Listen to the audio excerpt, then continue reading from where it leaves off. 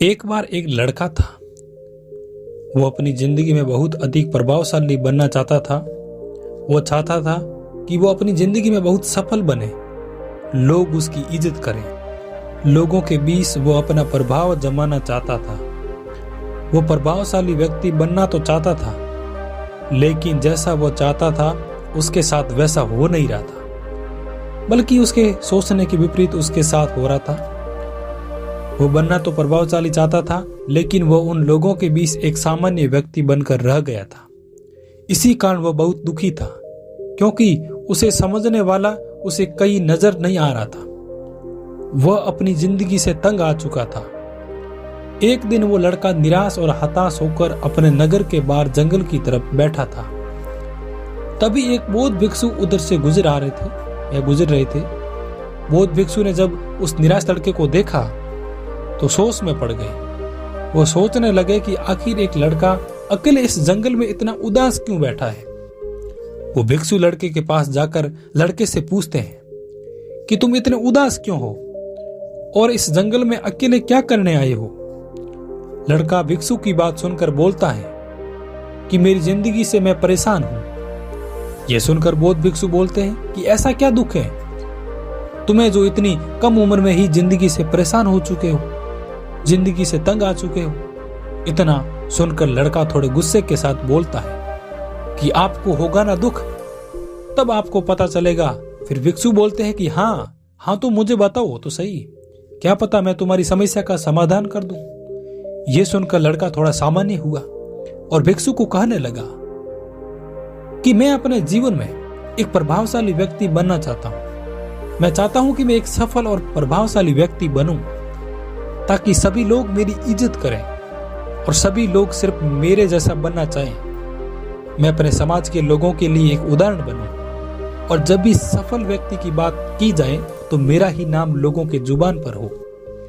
भिक्षु ये सुनकर उस लड़के को बोलते हैं कि अच्छा हुआ कि तुमने मुझे अपनी समस्याओं को बता दिया। अब मैं तुम्हें इस समस्या का समाधान बताता हूं, तुम बड़े ध्यान से सुनना, क्योंकि मैं तुम्हें 7 ऐसी आदतें बताऊंगा जो हर सफल और प्रभावशाली व्यक्ति में होती है। 7 बातों में से 5वीं और 7वीं बात सबसे इंपॉर्टेंट है, लेकिन उन्हें समझने के लिए तुम्हें पहले से शुरुआत करनी होगी।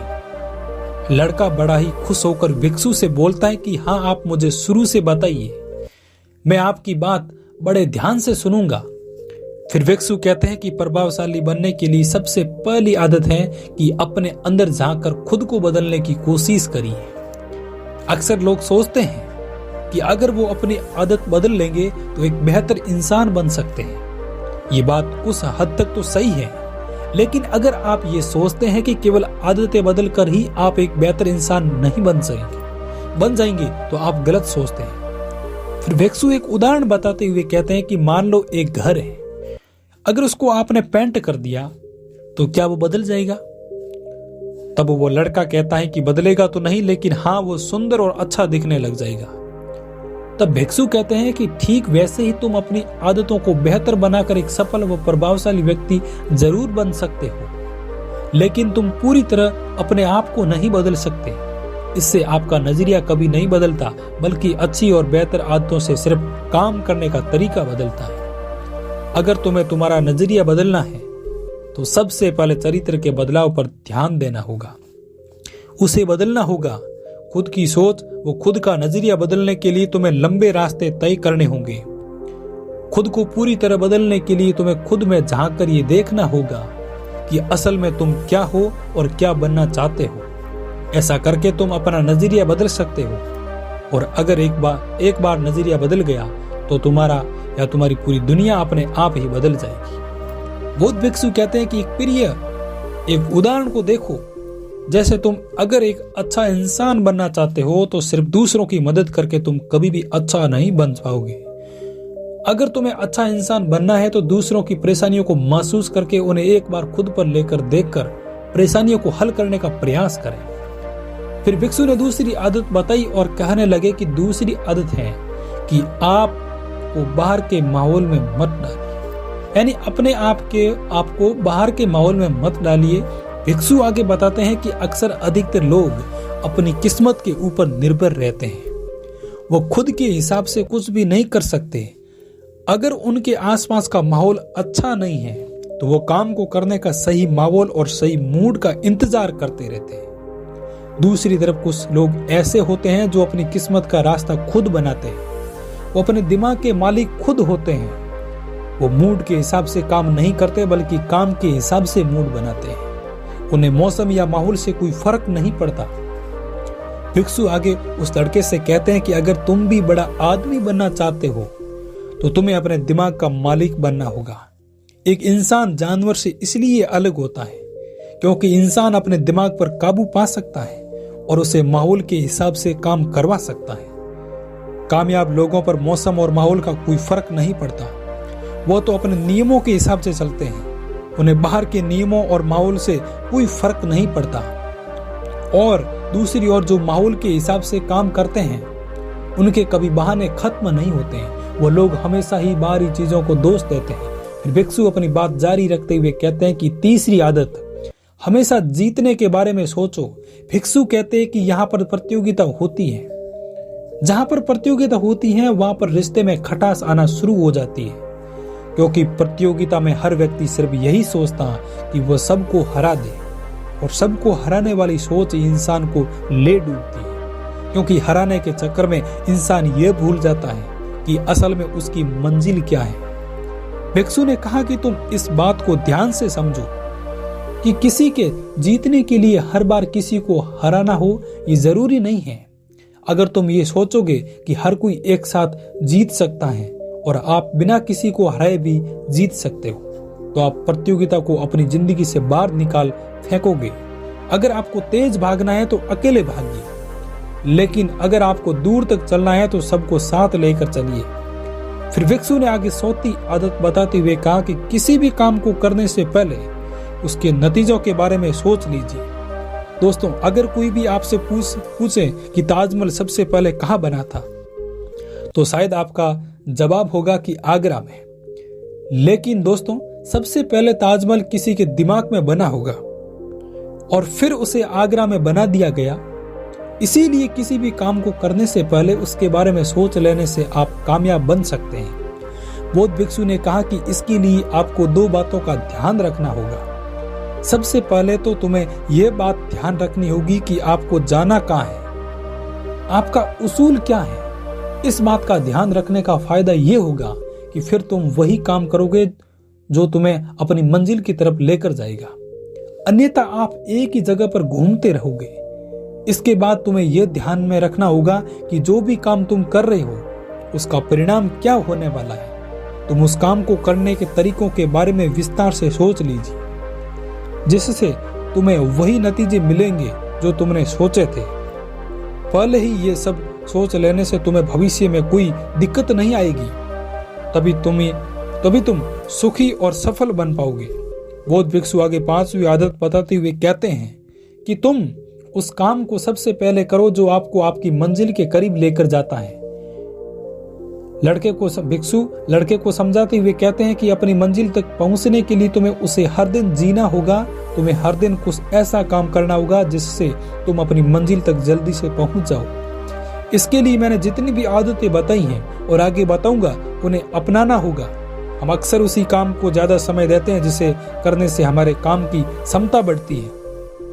भिक्षु आगे कहते हैं कि अगर किसी काम को लगातार कई दिनों तक करते हैं तो एक दिन हम उस काम में माहिर हो जाते हैं और फिर उस काम को कम समय में हम बहुत अधिक अच्छा कर पाते हैं। लेकिन लोग अपने काम को बेहतर बनाने के बारे में तो सोचते नहीं, बल्कि उसके परिणाम बेहतर होने के बारे में सोचते हैं। इसी कारण लोग बेहतर और खुशहाल जिंदगी नहीं जी पाते हैं। भिक्षु ने कहा तुम्हें तुम्हारे जीवन में हमेशा अपने काम को बेहतर बनाने की कोशिश करनी होगी। इसके लिए तुम्हें अपनी मंजिल के करीब लेकर जाता है। जो काम जरूरी है उसी को अपनी दिनचर्या में सबसे ऊपर रखिए। जो काम जरूरी नहीं है उन्हें बाद के लिए छोड़ दीजिए। भिक्षु ने कहा जरूरी काम हो नहीं होता जिन्हें करने की आपको जरूरत है। अगर तुम्हें कोई ऐसा काम भी करना पड़ रहा है तो लंबे समय तक तुम्हें कोई फायदा नहीं देगा, तो उस काम को करके अपना कीमती समय बर्बाद मत करो। तुम्हें बस अपनी मंजिल के लिए ही काम करना है, तुम्हें उसमें ही अपने आप को समर्पित करना है। इसके लिए तुम्हें हाँ और ना का खेल समझना होगा।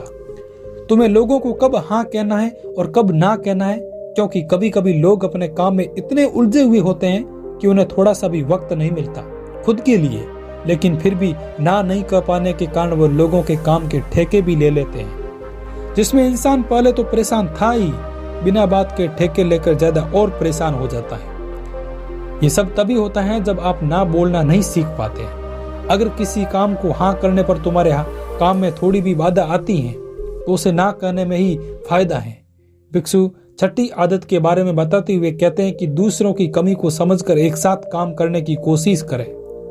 भिक्षु उस परेशान लड़के को समझाते हुए कहते हैं कि अगर किसी काम को कुछ लोग मिलकर करें तो वो काम बेहतर हो पाता है, और अगर किसी काम को सिर्फ एक ही इंसान करें तो उसमें गलतियां होने की संभावना ज्यादा होती है। एक साथ काम करके हम एक दूसरे की गलतियों को दूर कर देते हैं। भिक्षु ने आगे कहा कि अगर हर इंसान परफेक्ट नहीं होता है, हर इंसान में कोई ना कोई कमी जरूर होती है, लेकिन अगर काम मिलकर किए जाएं तो कमी भी पूरी हो जाती है और सपने भी हमेशा एक दूसरे के साथ मिलकर पूरे हो जाते हैं। और काम करो ऐसा कि तुम एक दूसरे को समझना होगा, एकता बनाए रखनी होगी, अपने साथियों में ऐसा माहौल बना के रखना होगा जिससे सभी एक दूसरे की बात को समझे, एक दूसरे के हालातों को समझे, तभी तुम इस आदत में माहिर हो पाओगे। फिर भिक्षु उस लड़के से कहते हैं कि अब मैं जो आदत तुम्हें बताने वाला हूँ वो बहुत ही जरूरी है। इस आदत के बिना तुम कुछ भी अच्छा नहीं कर सकते, इसीलिए मैंने तुम्हें शुरू में बोला था कि अंत में तुम्हें ऐसी आदत बताऊंगा जो बहुत इंपॉर्टेंट है। लड़का बहुत खुश होकर उस बौद्ध भिक्षु से कहता है कि जो गुरुवर, आप बताइए, मुझे आपकी इस बात का बेसब्री से इंतजार है। फिर भिक्षु आगे की बात जारी रखते हुए कहते हैं कि सातवीं और सबसे महत्वपूर्ण आदत है कि एक बेहतर इंसान बनने के लिए तुम्हें अपनी सेहत का ख्याल रखना होगा, क्योंकि अगर तुम अपने हथियारों की धार तेज किए बिना युद्ध लड़ते जा रहे हो तो उसके भारी संभावना या जो आपको भारी नुकसान होने की संभावना रहती है कि तुम युद्ध में हार जाओगे। ठीक उसी प्रकार अगर तुम अपनी सेहत का ध्यान रखे बिना ही काम करते जा रहे हो तो तुम्हारी कामयाबी की संभावना बहुत ही कम है। तुम्हारी सेहत ही तुम्हारा हथियार है जिसकी धार तुम्हें तेज करनी है। सेहत 4 तरह की होती है और अपने आप को सेहतमंद रखने के लिए तुम्हें इन 4 बातों का ध्यान रखना होगा। पहली बात, शारीरिक सेहत के लिए तुम्हें रोज अच्छा खाना खाना होगा और रोज कसरत करनी पड़ेगी। तनाव से बचकर रहना होगा, तभी तुम शारीरिक रूप से सेहतमंद रहोगे। अगर तुम्हें अपने तनाव को दूर करना है तो वीडियो की लिंक आई बटन में और डिस्क्रिप्शन में मिल जाएगी। उसमें आपको तनाव को दूर करने के तरीके मिल जाएंगे, जरूर जाकर देखें। दूसरी बात, मानसिक सेहत के लिए तुम्हें रोज कुछ लिखने और कुछ पढ़ने की आदत डालनी होगी, जिससे तुम व्यस्त रहोगे और फालतू के गंदे विचार आपके दिमाग में नहीं आएंगे। तीसरी बात, सामाजिक सेहत के लिए तुम्हें ज्यादा से ज्यादा अच्छे लोगों से संबंध बनाने होंगे। और चौथी और लास्ट बात, आध्यात्मिक सेहत के लिए तुम रोज साधना या पूजा करो। उसके अलावा तुम नैतिकता के बारे में सोच कर उसके हिसाब से काम करने की कोशिश करो। भिक्षु अपनी बात को खत्म करते हुए उस लड़के से कहते हैं कि अगर इन 7 आदतों को तुम अपना लो तो हमेशा खुश रहोगे और प्रभावशाली व्यक्ति बन जाओगे।